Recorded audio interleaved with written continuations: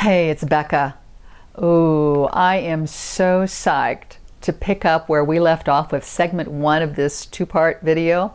I'm talking about an article from the Vault of Erowid about cannabis as a spirit plant. If you didn't see part 1, I'll give you a link here so that you can get up to speed on that. And in short, you'll find on the Erowid website an abandoned article, an interview from 1989 about marijuana's ability to raise consciousness. But because it was the height of the war on drugs back then, that article was axed by the magazine that had assigned it.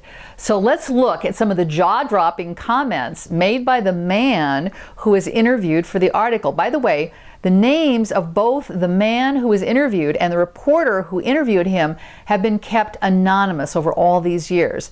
The man was described by the reporter as a well-dressed gentleman.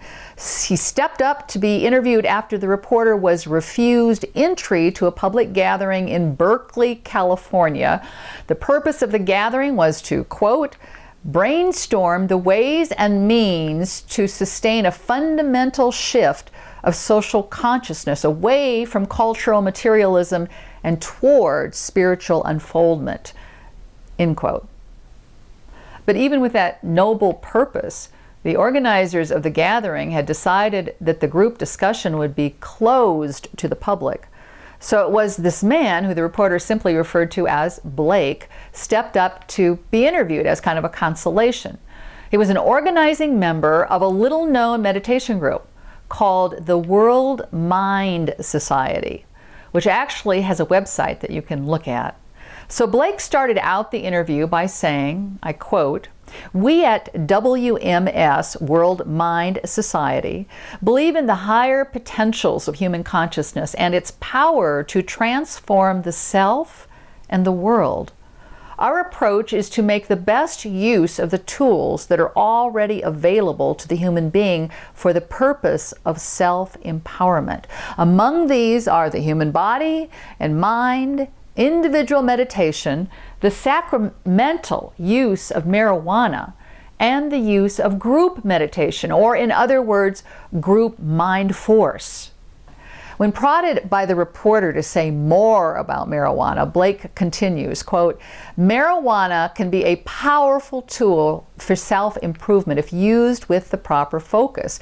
This plant has the potential for use as a psychoactive booster of consciousness. It is a kind of psychic vitamin that can expand one's abilities mentally, psychically, and spiritually," end quote. Marijuana as a psychic vitamin. I like that. And actually, in my experience in working with the plant, she certainly has proved herself to be a booster of exploring the deep inner reaches of consciousness. But he says, the way our society uses cannabis doesn't even begin to scratch the surface of this. Quote, "When people smoke, their intention is usually focused just on feeling a little better or upon using the smoke as an avenue for interaction with others. So instead of realizing they have just undergone an important and powerful shift of consciousness, they waste what he's calling a glorious opportunity. They fritter away a wonderful means to gain greater inner strength by focusing upon trivial things. But, and get this, he says, marijuana is such an excellent tool for seeking higher consciousness that even with a minimum of knowledge, the novice smoker can begin an exciting spiritual journey," end quote.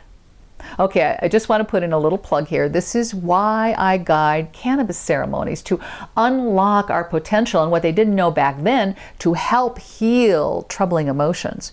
Yes. So I invite you to subscribe here and move on over to my website, cannanaut.com, to sign up so that we can be in touch.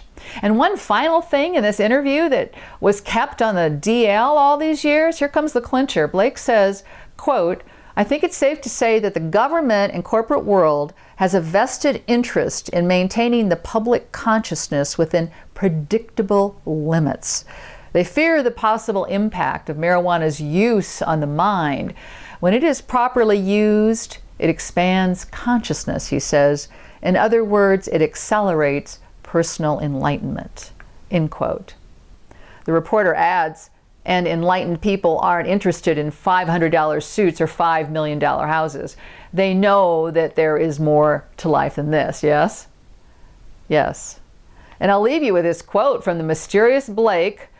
Believing that marijuana is just a toy is like treating the space shuttle as just another 4th of July bottle rocket. We must all use it once again as the tool for the expansion of consciousness that it is intended to be. End quote.